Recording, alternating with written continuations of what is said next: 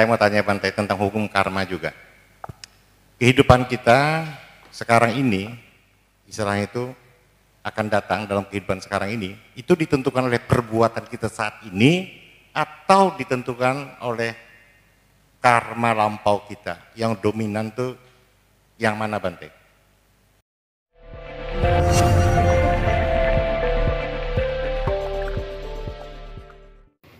Sahabat Dhamma dimanapun berada, Sotihotu Namo Buddhaya. Semoga kita semua selalu dalam keadaan sehat dan bahagia. Pada kesempatan yang baik ini, marilah kita bersama-sama mendengarkan tanya jawab dengan narasumber yang mulia Bante Dhammasubho Mahatera. Kita akan mendengarkan berbagai pertanyaan yang sangat luar biasa tentang hukum karma. Baik, langsung saja mari kita dengarkan bersama-sama. Selamat mendengarkan.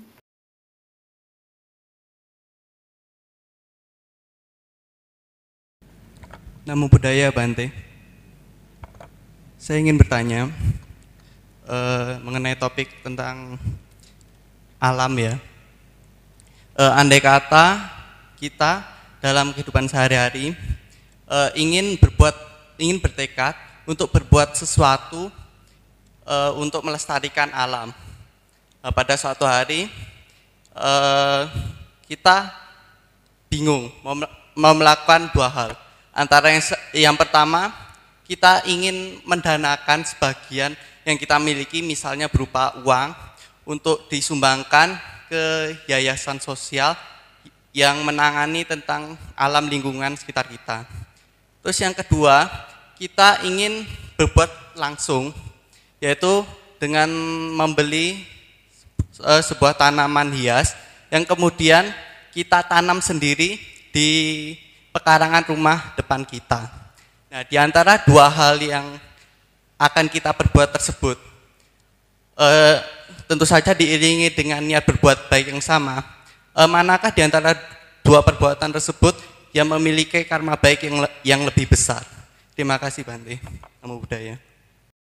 Pertanyaannya sederhana, tapi jawabnya ini tidak sederhana.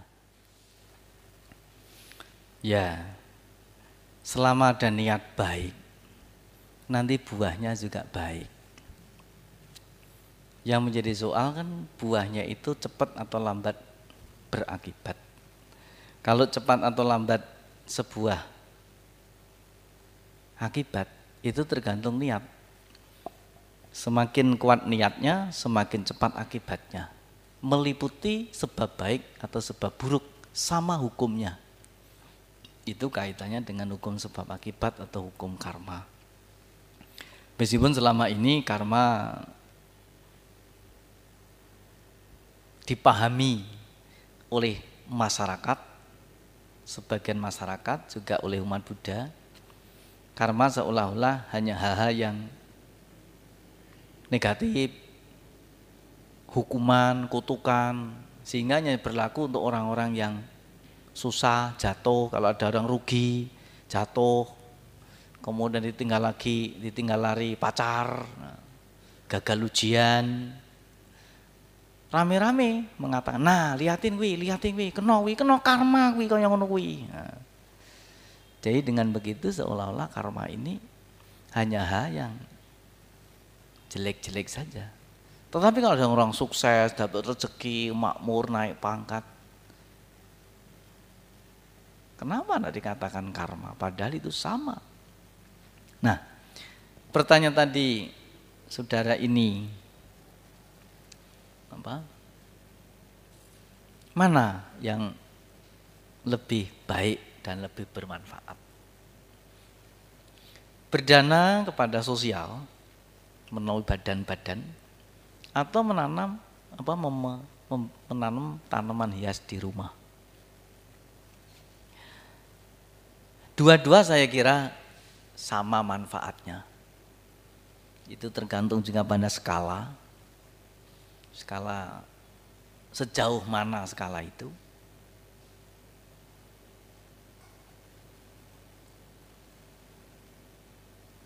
Itu juga nanti akan memberikan manfaat yang bisa dirasakan oleh masyarakat.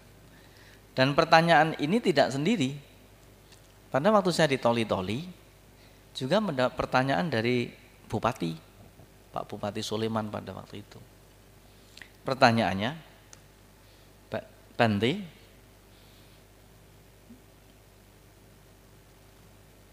apa kontribusi Buddhis terhadap pada kelestarian lingkungan alam?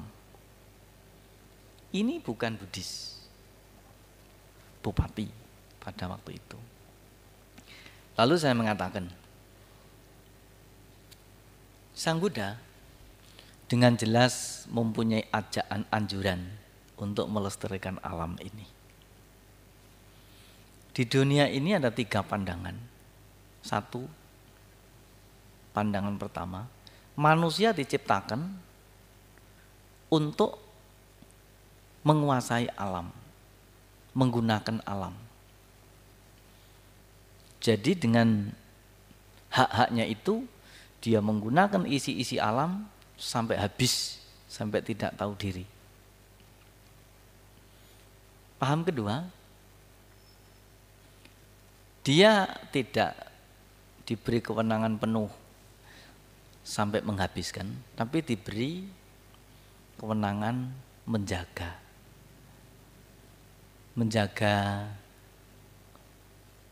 mengatur. Tapi kalau nggak bisa dijaga, nggak bisa diatur, juga boleh memusnahkan. Karena itu banyak peraturan yang dibuat untuk mengeksplorasi alam. Sedangkan ada paham ketiga, keberadaannya sebagai diri manusia tidak punya wajib mengatur, tidak punya wajib menghabiskan, tapi keberadaan diri ini merupakan bagian kecil dari isi alam semesta. Karena ini merupakan bagian kecil, maka sebenarnya mempunyai hak yang sama dengan apa yang ada di sekeliling kita ini. Ya alam, ya hewan, ya dan lain-lain. Nah untuk itulah, agar keberadaan ini menjadi harmoni, menjadi damai bersahabat, maka dibutuhkan cara menjaga yang seimbang.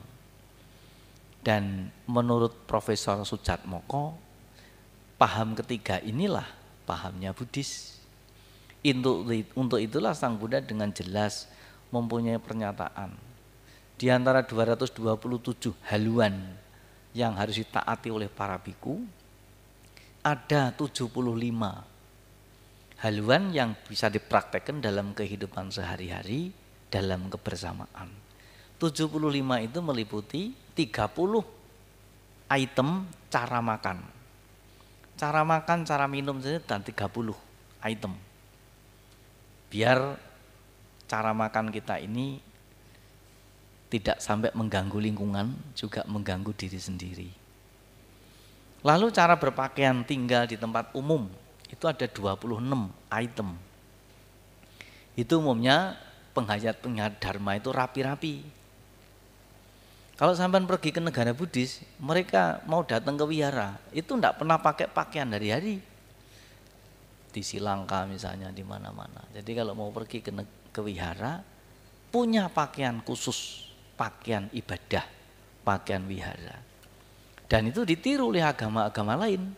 Maka setiap agama mesti punya pakaian keagamaan.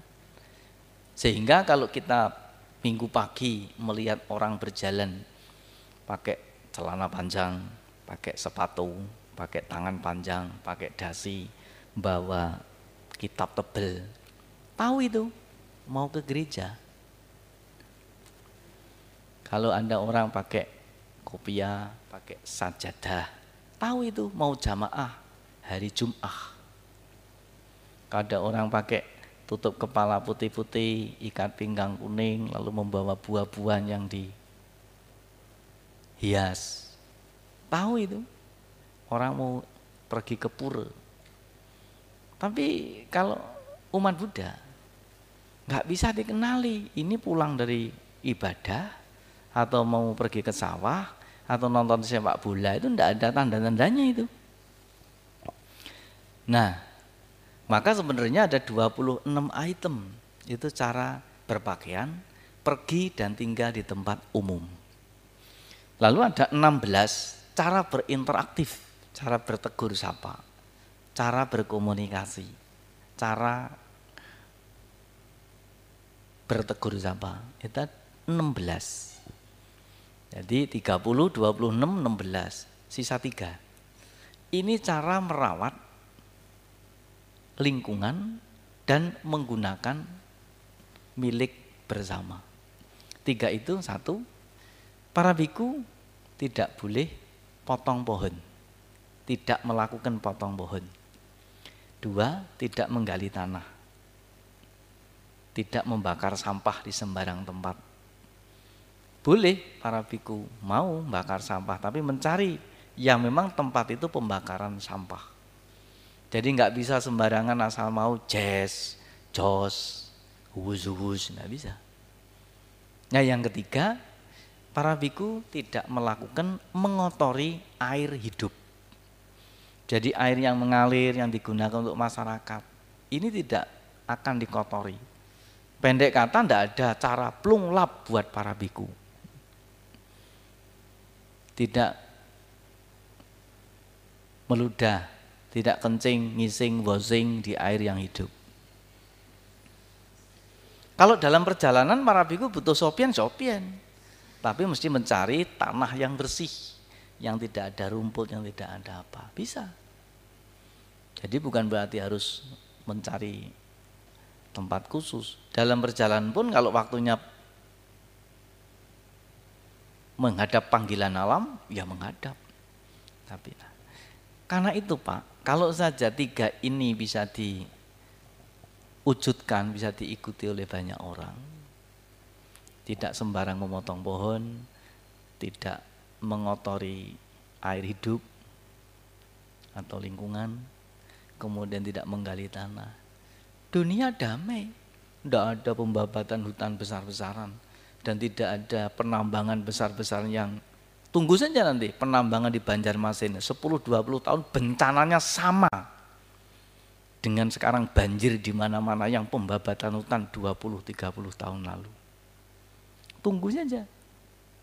Nah, apakah umat Buddha tidak boleh gali tanah? Boleh, tapi ada aturannya, ada tatanannya. Nah, untuk itu di mana-mana negara Buddhis selalu punya undang-undang dilarang potong pohon. Negara-negara Buddhis yang masih seger, yang belum pernah putus, masih punya undang-undang dilarang potong pohon dari pemerintah. Negara kecil, Sri Lanka, itu dilarang potong pohon. Kalau mau membangun rumah, yang digeser bukan pohonnya, tapi rumahnya digeser sana, geser sini.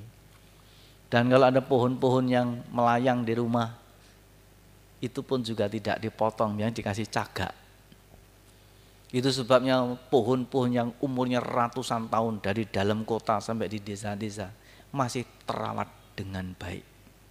Dulu di Nusantara, di Jawa ini, ketika masih zaman kebudayaan, zaman agama Buddha, mengapa dikatakan pulau Jawa pulau makmur, dikatakan pulau yang hijau royo-royo, kayak Jamrud, kata Bung Karno?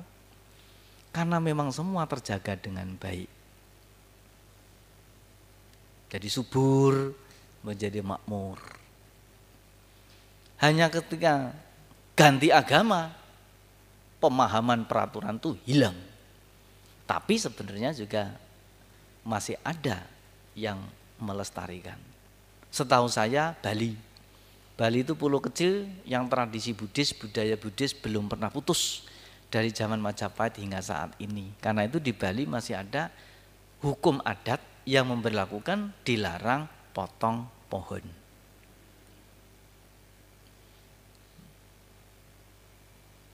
Dewa-dewa tahu itu, dewa pohon, dewa apa tahu.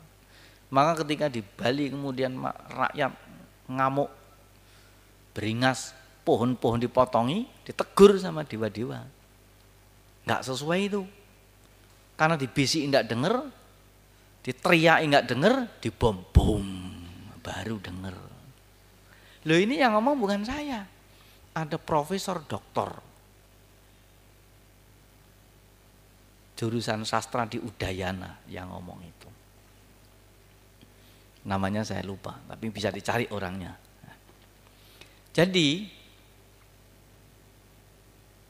kalau tadi ditanya mana lebih baik, asal ada niat melestarikan lingkungan, apakah dilakukan sendiri, apakah bersama dengan orang lain, apalagi dengan peraturan-peraturan yang diundangkan oleh negara, ini semua ada baiknya, ada manfaatnya. Nah sekarang bagaimana bantuan negara kan nggak punya, nggak mengenal itu, ya enggak apa-apa. Karena memang kalau bisa kita mengubah dunia, kalau nggak bisa mengubah negara. Kalau nggak bisa mengubah negara, ya ngubah kota. Kalau nggak bisa ngubah kota, ya ngubah rumah tangga. Kalau nggak bisa, ya diri sendiri. Karena itu para biku yang diupayakan pertama-pertama diri sendiri, tidak melakukan. Sang Buddha juga begitu, tidak melakukan. Karena ternyata itu bermanfaat, maka ditiru oleh banyak orang. Karena dalam normal kebiasaan seseorang itu 75% dari apa yang dilihat, apa yang didengar, lalu ditiru. Karena itu hati-hati mau melihat, mau mendengar, mau meniru itu. Jadi orang-orang itu menjadi terpelajar atau menjadi kurang ajar, itu tergantung apa yang dilihat, apa yang didengar, kemudian ditiru. Ya mudah-mudahan sampean punya rumah, punya pekarangan bersih, lalu tamannya diatur yang baik, bersih, rumput harus dirawat. Apalagi wihara, ini harus mempunyai nuansa yang berbeda dengan hunian lainnya. Itu makanya saya agak kenyeh urusan desain wihara, urusan rancang wihara, urusan lingkungan wihara.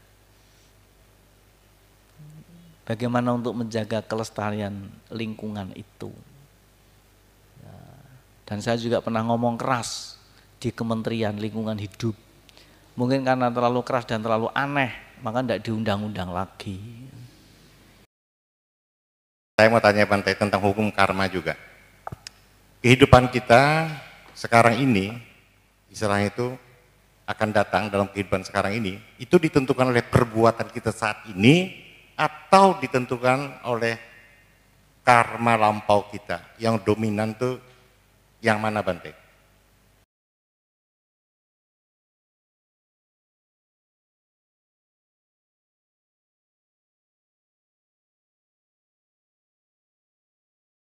Berbicara masa, secara dharma masa itu dibagi menjadi 3. Jadi sebelum, sesaat, dan sesudah. Apa yang ada sekarang ini kelanjutan dari yang lampau. Dari yang lampau itu lanjutan yang akan datang. Yang lampau itu hanya menentukan bibit sebagai organik. Sekarang ini yang menentukan pertumbuhan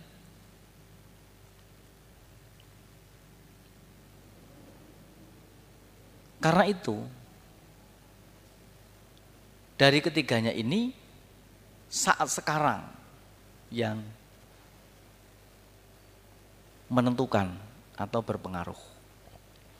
Ada istilahnya, Sang Buddha menyatakan di dalam Bade Karaka Gata, yang dulu sudah lewat, besok belum terjadi, saat ini yang sudah pasti.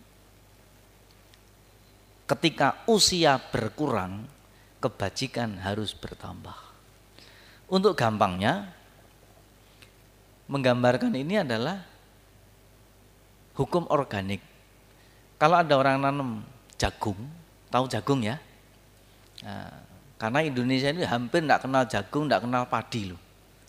Anak-anak sekarang ini nanti lama-lama bisa tidak kenal jagung, tidak kenal padi.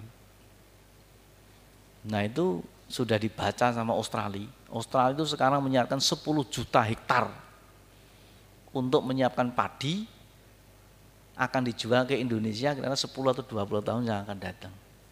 Dan itu sudah mulai kelihatan sekarang. Di luar negeri beras 13.000. Di Indonesia mangsa panen harganya 6.000. Makanya tengkulak-tengkulaknya rame-rame ekspor, termasuk orang-orang negara. Untungnya ujen. Ini waktu panen. Nanti pasca panen, Vietnam ekspor, Thailand ekspor. Kita yang impor. Harganya bisa liangwan loh nanti itu. Wah, makanya saya sudah nggak makan nasi ini. Nah, cerita jagung. Jagung itu termasuk hukum organik. Kaitannya dengan karma tadi, masa lalu, masa sekarang, cuma yang akan datang. Kalau jagung ini bibitnya warna putih atau warna merah, begitu tanam sekarang, tumbuh juga berwarna putih atau berwarna merah secara organik. Akan tetapi yang menjadi soal baru adalah hasil yang dipanen.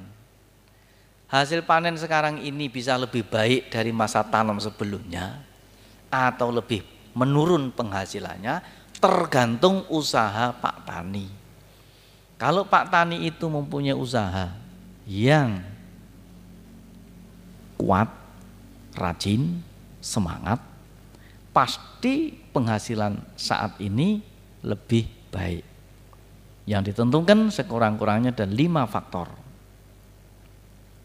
Bibitnya unggul, lahannya subur, musimnya tepat, caranya benar, hamanya diberantas. Kalau 5 ini bisa dipenuhi, penghasilannya lebih baik masa tanam sekarang. Begitu juga karma. Karma itu memang ada kelanjutan dari masa lampau dan kita tidak tahu secara pasti. Tetapi pada saat sekarang ini sebetulnya karma bisa diubah menurut kemampuan dan usaha. Untuk itu menurut Dharma, usaha benar menjadi penting.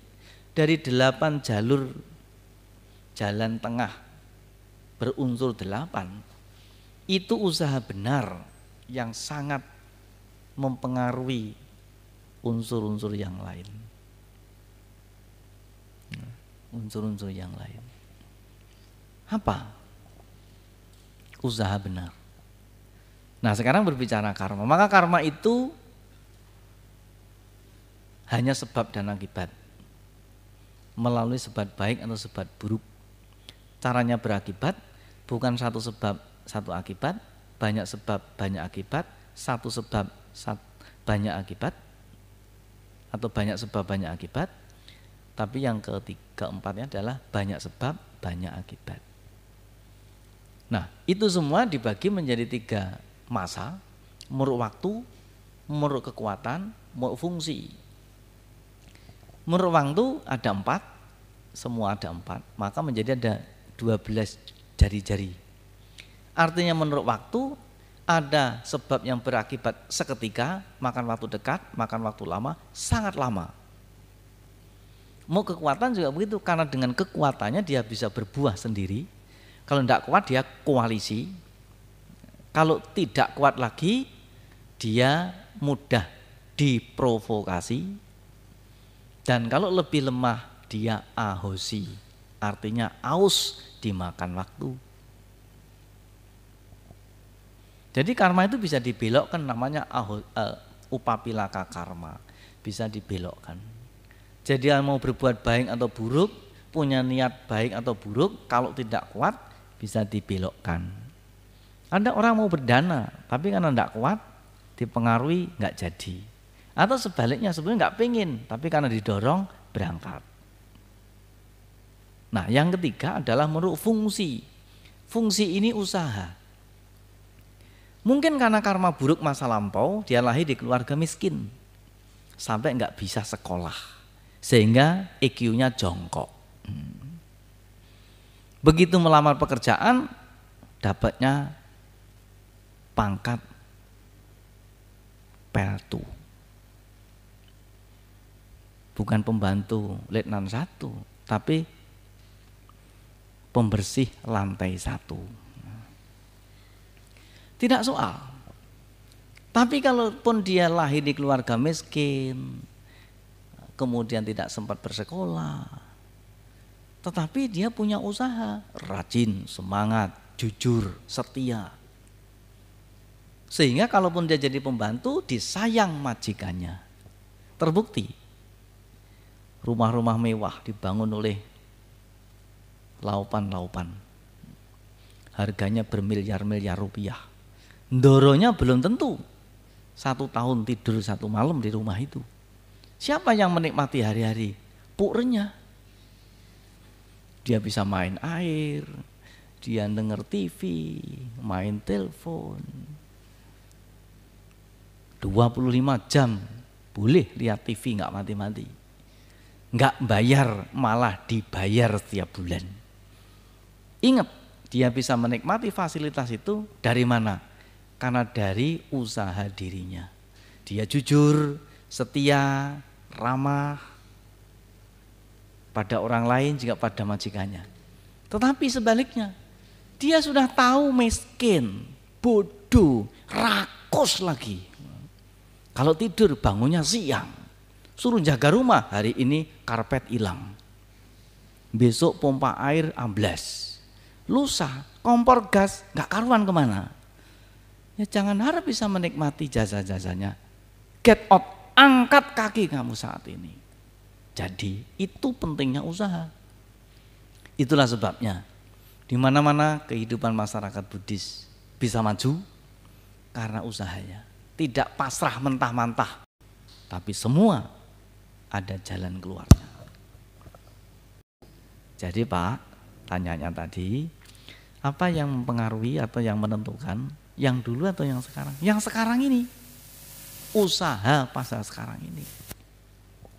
Saya minta penjelasan Bante, karena dalam kehidupan ini kadang-kadang kita melihat satu hal yang sebagai contoh gini. Kalau saya berpikir mungkin ini minta petunjuk Bante. Orang mencuri, Ya. ada orang belum mencuri sudah ketangkap, malah digepui mati. Ya. Ada yang mencuri sudah dapat barangnya baru ketangkap. Tapi ada orang mencuri selamat dan tidak ketangkap. Apakah ini bukan karena karma lampau yang mendukung Bante? Ya. Meskipun dia berbuat jahat. Baik. Sekarang beda kasusnya. Kasusnya adalah kekuatan atau daya dari karma itu. Pada intinya, yang punya daya itu adalah nilai-nilai kebajikannya. Apa saja kalau baik itu berdaya dan berharga. Berdaya dan berharga. Ingat, berdaya dan berharga. Baik untuk ukuran materi, bajik untuk ukuran jiwa. Jadi orang itu meskipun penampilannya tidak menarik, taruhlah dia itu endang, enek dipandang. Nah, tetapi kalau jiwanya bersih, orang bergaul tidak ragu-ragu kok. Ya toh? Coba ini kan ibu-ibu ini, bapak-bapak. Jadi pancaran jiwanya itu yang turut mempengaruhi. Kalau memang orangnya baik, bersih, tulus, ikhlas, itu orang bergaul tidak ragu-ragu. Tapi meskipun gagah, handsome, tetapi kalau jiwanya tidak bajik, kemana saja diawasi itu. Nah, hati-hati, itu cingkir-cingkir diawasi loh sama dia itu. Nah, ini persoalannya. Nah, malah saya mengatakan, kebajikan itu tidak hanya pada orang, pada benda-benda lain, makhluk-makhluk lain. Tumbuh-tumbuhan saja kalau baik harganya mahal. Oh, Jermani harganya kok ratusan juta. Sedangkan orang ditawak-tawake wae rene sing gelem. Ya toh. Anjing Peking itu harganya ada yang mahal. Saya di Jakarta itu ada orang yang jual beli anjing. Anjing harganya 3 miliar. Di Solo itu ada burung perkutut, harganya juga 3 miliar. Nah, orang ditawaknya belum tentu loh. Gitu. Nah, yang dihargai apanya? Nilai-nilai kebajikannya. Tidak hanya orangnya, pemiliknya, tidak hanya hewannya atau apa yang dimiliki hewannya. Ya. Barang-barang miliknya juga ikut aman. Kalau diketahui ada tas ketinggalan, tasnya orang baik-baik, rame-rame yang pada pengen mengamankan. Wah, saya tahu loh ini punyanya Pak Tan Cheng Li, ini orangnya baik itu. Nanti saya mau kasihkan sendiri. Karena Pak Tan Cheng Li itu orangnya baik, maka tasnya saja ketinggalan ikut diamankan. Tapi begitu Tan Bo Cheng Li ketinggalan tas, rame-rame yang buruan bakar. Saya duluan bakar, orang Tan Bo Cheng Li itu, wah pokoknya juaji. Tapi ketika tasnya Pak Tan Cheng Li yang ketinggalan, wah rame-rame. Malahan Sang Buddha mengatakan, ketika menjawab pertanyaan dari Sang Bante Ananda, Bante Ananda bertanya, apa saja manfaat dari kebajikan itu? Sekurang-kurangnya ada 5. Kalau yang punya kebajikan datang, buah kebajikannya jemput. Kalau pergi mengantar. Kalau sakit menemani. Kalau sedih menghibur. Kalau tidur menjaga. Apa yang dijemput, diantar, dijaga, ditemani, dihibur itu sebetulnya karena buah-buah kebajikannya.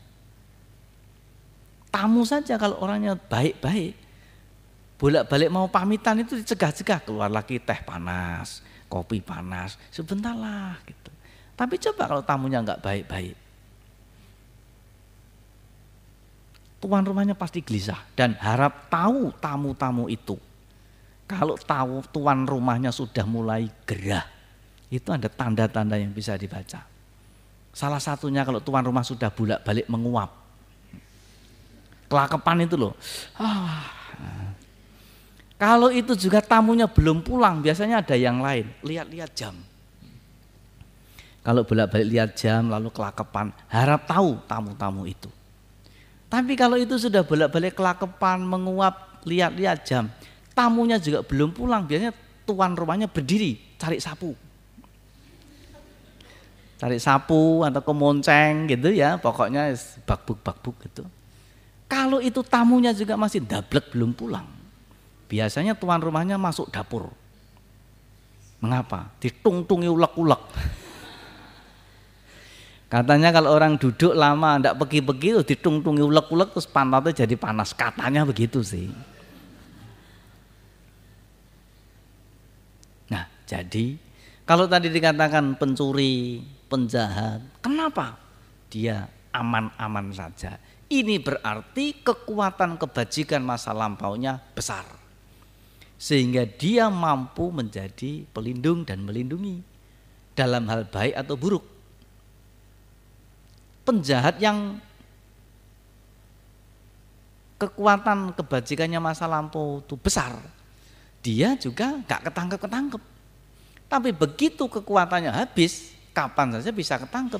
Apalagi kita di Pandigiling, ingat Kusni Kadut, ya Pak Ongko, Pak Widya mungkin juga ingat. Oh enggak, belum di sini, Pak Widya masih di Samarinda itu. Tapi Pak Ongko atau yang tua-tua mesti ingat Kusni Kadut itu kecekelnya di sini, di daerah Pandigiling. Enggak tahu di mana Pak. Ya ini Pak, ya ingatnya. Padahal Kusni Kadut ini pencoleng penjahat yang bikin pusing Pak Harto zaman itu. Dengan cara apa saja tidak bisa ketangkep. Tetapi begitu karma baiknya habis, kekuatan kebajikannya habis, ya ketangkep. Ini meliputi yang baik atau yang buruk, hukumnya sama. Karena itulah kenapa kelahiran kembali ini tidak naik grafiknya, bisa naik atau bisa turun, karena kelahiran masa akan datang ditentukan dari sekarang. Maka kalau saja orang itu bintangnya baik, karmanya belum tentu baik. Tapi kalau karmanya baik, bintangnya pasti baik. Orang yang punya bintang baik bisa digunakan untuk kejahatan besar.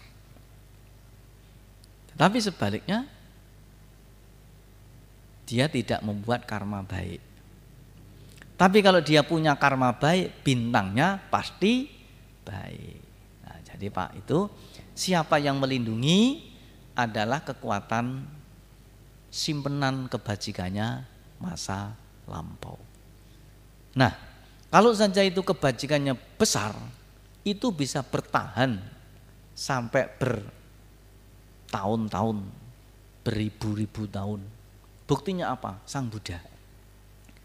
Kita bisa menggambarkan kebajikannya Sang Buddha itu seperti apa. Yang terbukti suara Sang Buddha masih terdengar hingga saat ini.